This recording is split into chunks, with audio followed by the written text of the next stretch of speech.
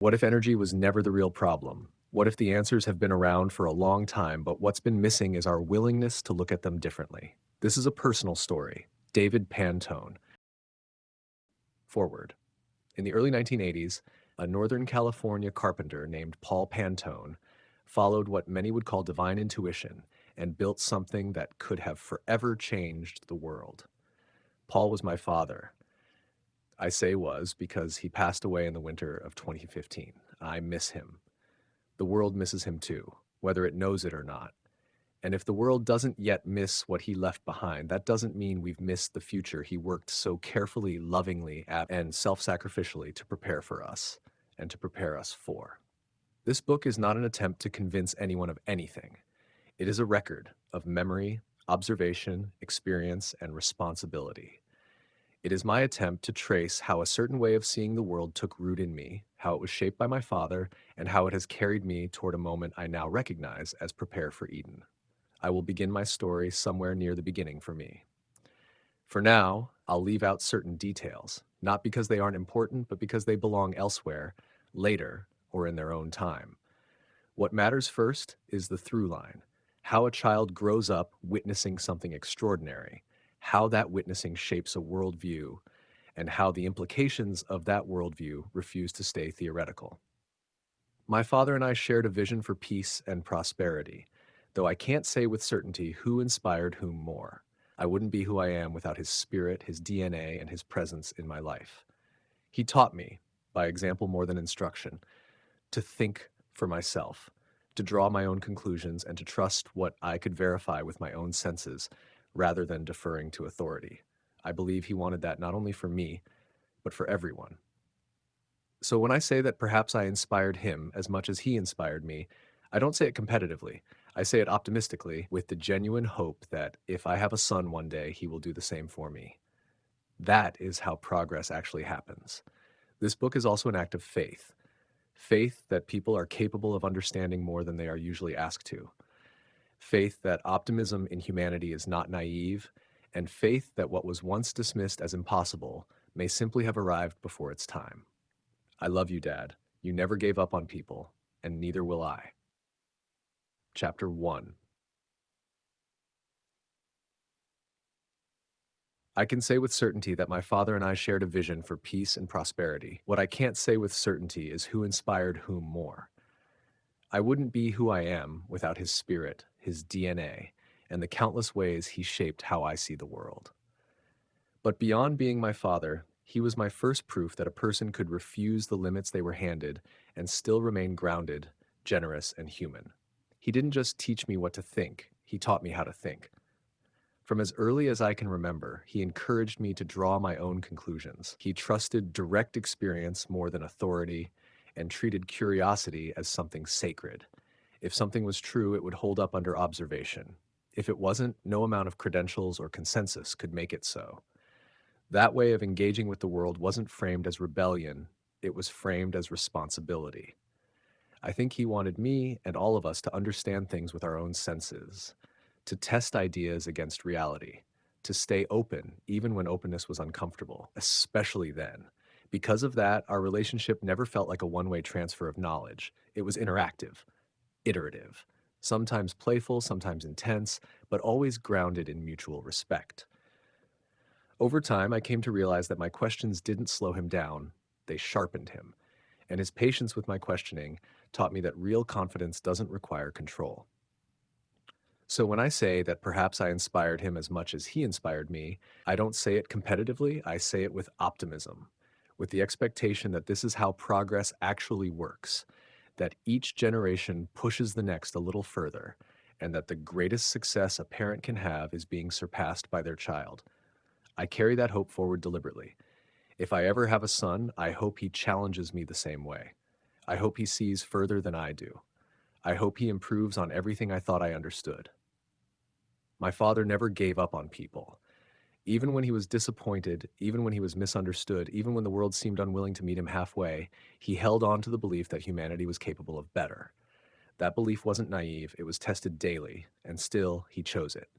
I choose it too. Chapter 2. Anything you can imagine.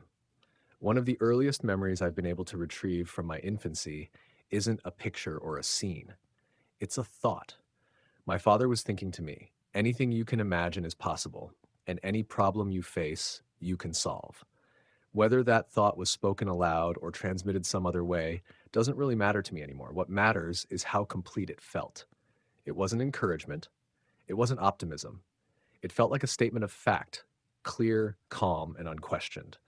I believe I remember it almost verbatim, but more importantly, I remember the meaning it carried then and the way that meaning has stayed with me ever since. The idea didn't inflate my ego or give me a sense of superiority. It did something far more grounding. It made responsibility unavoidable. If problems are solvable, then resignation is a choice. If imagination is real, then participation is required. At that age, I didn't have language for concepts like consciousness, agency, or source, but I had an experience that suggested something fundamental, that awareness itself was vast, present everywhere, and capable of expression through individuals, that I wasn't separate from it, but a localized perspective within it, a character with flaws and strengths, troubles and gifts, able to co-author my experience through connection rather than control. Life, as it appeared to me even then, wasn't about avoiding difficulty, it was about engaging it. Challenges gave shape to experience. Contrast gave texture to meaning. You could recognize what was great only because you could sense what was lesser. Choice was the point. That understanding didn't arrive as philosophy, it arrived as orientation. It meant that fear didn't signal danger alone, it signaled something worth approaching carefully. It meant that failure wasn't an endpoint, but feedback. And it meant that waiting for permission was unnecessary because participation itself was permission. I didn't feel special because of this. If anything, I felt included in something ongoing, something collaborative, something unfinished, a process rather than a destination. I would say more about this later when the experiences stack up and the implications become clearer. For now, it's enough to say that from very early on, I didn't see the world as fixed. I saw it as responsive, and once you see the world that way, you never really stop responding. Chapter 3. What do you want to be? I remember hearing other kids being asked what they wanted to be when they grew up. I must have been about 3 years old. I didn't want to be caught off guard by the question later, so I asked myself. The answer came quickly and without drama. A gardener. A wife and kids too, if that was in the cards for me. It wasn't an ambition in the usual sense. There was no image of status or accomplishment attached to it. It felt more like a picture of sufficiency, of tending, providing, protecting, and being present, of living in a way that allowed life to keep unfolding. Almost immediately, another question followed. If I had a family, what would keep them safe? What would prevent someone from paving a highway through our home or stealing from us or harming the people I loved? The answer didn't arrive as fear, it arrived as clarity. As long as resources are scarce, force will be used to control them. As long as people must compete to survive, someone will always be vulnerable. The problem wasn't malicious individuals, it was systemic pressure. And the solution, as far as I could tell even then, wasn't walls or weapons or authority. It was abundance. If energy were abundant and practically free, there would be no leverage for coercion, no reason to steal, no incentive to dominate. Everyone could access what they needed without having to go through my family or anyone else to get it. The thought didn't feel theoretical. It felt obvious. I knew this because my father had already built the device that made it possible. That realization didn't feel like inheriting power. It felt like inheriting responsibility. If something existed that could remove the conditions that cause harm, then ignoring it wasn't neutral. It was a choice. I didn't think in terms of markets or governments. I didn't imagine institutions collapsing or being replaced. I just saw a simple equation. Remove scarcity, and a great deal of human suffering dissolves on its own. That understanding has never left me. Even now, when conversations spiral into complexity, I return to that early clarity. Not because it was simplistic, but because it was foundational. Problems that appear unsolvable often persist because the wrong variables are being protected. I didn't want to be powerful, I wanted to be free, and I wanted the people I loved to be free too. Everything else came later. Chapter 4. The machine that wasn't possible. For weeks, then months, adults came to see my father's machine. They arrived curious, skeptical, sometimes amused. Many of them were engineers, mechanics, academics, or people who worked closely with machines for a living. They watched demonstrations carefully, notebooks and expectations in hand. Almost without exception, they all said the same thing. It's working, but it's not possible. They weren't saying it casually. They said it with genuine confusion, as if two incompatible realities were occupying the same space. What they knew to be true about engines, fuel, and thermodynamics was colliding with what they were witnessing in real time. They held white paper towels up to the exhaust for minutes at a time. When they pulled them away, the paper stayed white. The smell wasn't acrid or chemical. It smelled like something warm and clean, like clothes just taken out of a dryer. They noticed frost forming on the exhaust pipe where none was supposed to be. They crouched down, leaned in close, ran their fingers near it, then pulled back and stared again. They watched crude oil being poured directly into the fuel tank. Then coffee, sugar, Mountain Dew, even urine. The engine continued to run, smoothly, steadily, and at sound levels far lower than anyone expected. They listened as it held impossibly low RPMs without stalling, then ramped up to high RPMs without strain. They shook their heads. They laughed. Some went quiet. Every one of them confirmed the same contradiction. None of this should be happening. And yet it was. As a child, I didn't need equations to understand what was unfolding. I watched their faces. I watched how certainty softened into wonder and then quickly tried to harden again. I noticed how long people could remain suspended between seeing something and allowing it to change what they believed. What struck me most wasn't disbelief, it was recognition. They knew they were witnessing something real. The problem wasn't verification, the problem was integration. Seeing something work is one thing, letting it rearrange your understanding of the world is another. I began to understand, even then, that truth doesn't spread automatically. It doesn't propagate simply because it exists. It requires people to carry it, to stand with it, to accept the discomfort of updating their internal models. And that was the part that seemed hardest. The machine didn't argue with anyone. It didn't ask to be believed. It just ran, quietly, consistently, indifferently to expectation. The resistance wasn't in the metal or the mechanics. It was in the gap between observation and courage. I didn't yet have language for that either, but I could feel it. Something extraordinary was present, and something ordinary, very human, was already working to contain it. Chapter 5. Silence in Plain Sight. After a while, something began to bother me. People had seen the machine work. They had touched it, smelled it, listened to it. They had verified it with their own senses. And yet, when I turned on the television or heard the radio, the world sounded exactly the same as it always had. There were still stories about pollution, about energy shortages, about poverty, about conflict over resources. The tone was urgent, repetitive, and strangely detached, like a script being read by people who weren't allowed to deviate from it. Even as a child, I could tell that the anchors were doing a job. They followed scripts, the producers followed incentives, and the people funding the whole operation had their own interests. I didn't see that as evil. I saw it as design. Systems do what they are designed to do. What I couldn't reconcile was the silence. The people who had come to see the machine knew other people. Those people knew more people. Somewhere along those chains were journalists, decision makers, and voices with reach. It seemed obvious to me that if everyone who had witnessed this told everyone they knew, and those people did the same, it would only take days before the truth became unavoidable. Yet nothing happened. It slowly dawned on me that information doesn't move like light. It moves like weight. It requires effort to carry, and most people set it down as soon as it becomes inconvenient. I began to see that government and corporations weren't villains. They were mechanisms for diffusing responsibility. They handled problems that once seemed too big for individuals, but over time they also became places where individuals could hide from agency. Responsibility didn't disappear, it just dissolved into process. I also sensed something else, that it might take decades before the tension between what was possible and what was tolerated became unbearable enough to force change. That people would need time, not to invent solutions, but to grow into the character required to use the ones already available.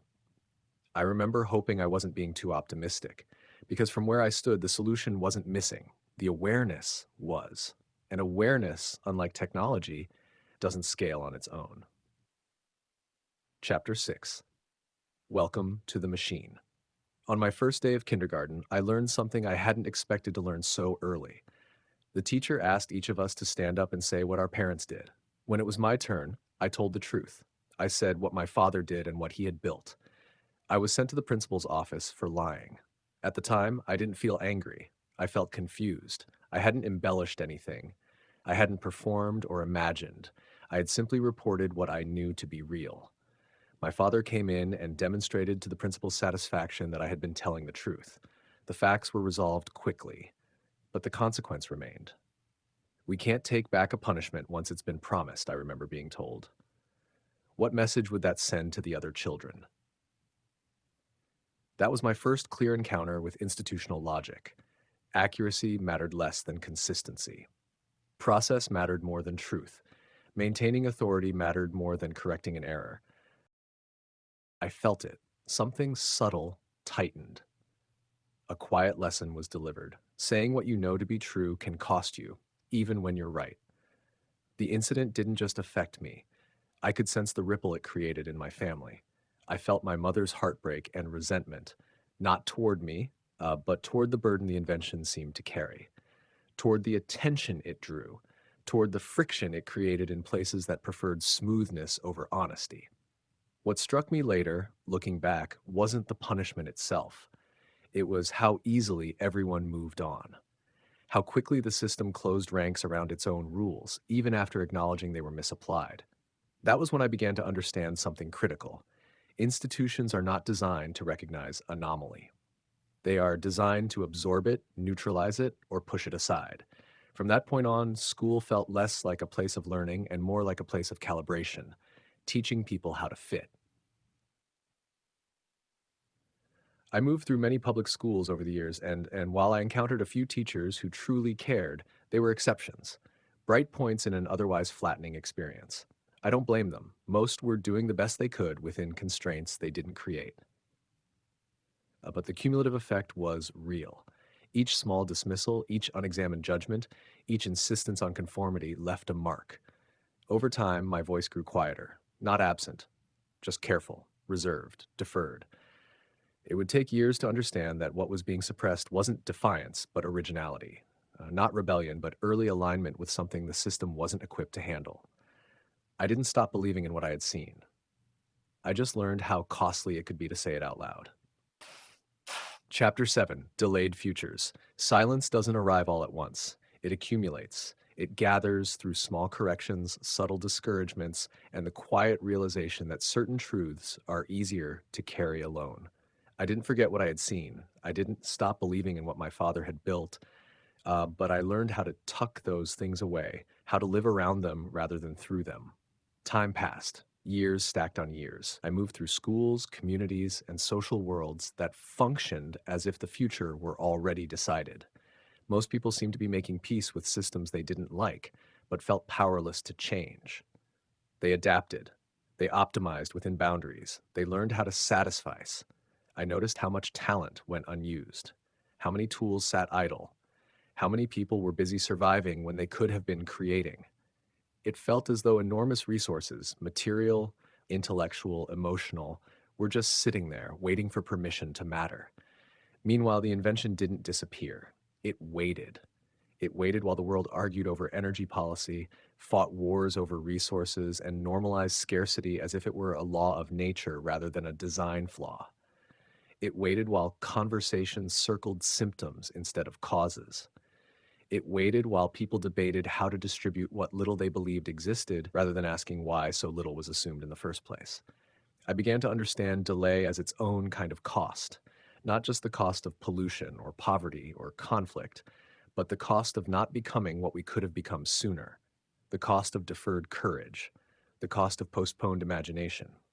What troubled me most wasn't resistance, it was passivity, the tendency to identify problems endlessly without committing to solutions, to critique without creating, to point at systems while quietly feeding them with attention and compliance. I could see how easily people mistook awareness for action, and I could feel the tension building inside me. The longer I stayed quiet, the heavier the responsibility felt. The solution didn't need to be invented. It needed to be engaged. The work ahead wasn't primarily research. It was development, dedication, showing up. At some point, I realized that waiting for the world to be ready was indistinguishable from giving up on it. That realization didn't come with urgency or panic. It came with a strange calm, a sense that timing wasn't something to predict. It was something to create. The future hadn't been lost. It had been delayed, and delays can end. Chapter 8. Prepare for Eden. There comes a moment when scattered pieces suddenly align. Not dramatically, not all at once, but with enough clarity that you recognize you've crossed a threshold. For me, Prepare for Eden wasn't an idea I invented. It was a realization I arrived at, a name for something that had already been forming quietly over time. What I had inherited wasn't just an invention, it was a responsibility shaped by experience, by early wonder, by witnessing, by silence, by delay, by the slow understanding that the world doesn't need to be convinced of what is possible, it needs to be supported in becoming capable of receiving it. Prepare for Eden isn't about building a utopia.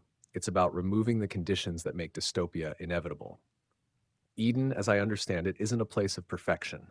It's a state where survival no longer consumes the majority of human energy, where creativity isn't a luxury, where cooperation isn't forced by crisis but chosen by preference, where systems exist to serve life rather than extract from it. GEET fits into this not as a savior but as a keystone. It addresses energy not as a commodity but as a shared foundation. It removes leverage from scarcity. It lowers the temperature of conflict. It changes the math underneath countless social problems without having to argue about them individually. What I came to see clearly is that releasing technology alone is not enough. We already did that.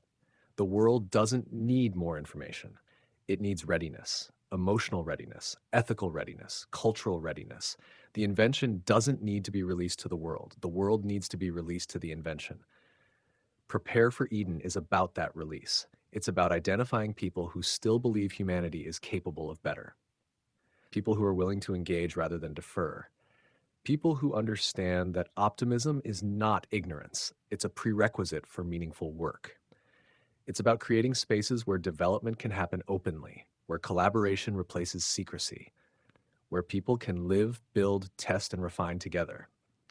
Not chasing profit, not defending territory, but participating in something larger than themselves. To bring something like GEET to billions of people doesn't require a miracle. It requires time, attention, and commitment directed toward work that is already waiting to be done. Much of it is not discovery, it's dedication. This book exists because I no longer believe silence is responsible. It exists as an invitation, not a demand, as a record of how one path unfolded, and as a signal to others who may have been waiting, consciously or not, for permission to engage with their own sense of possibility. If there is a future worth preparing for, it will not be handed to us. It will be built carefully, collaboratively, and with courage. If this resonates with you, visit geetinternational.com/contact. I'd like to hear from you. Your friend, David Pantone.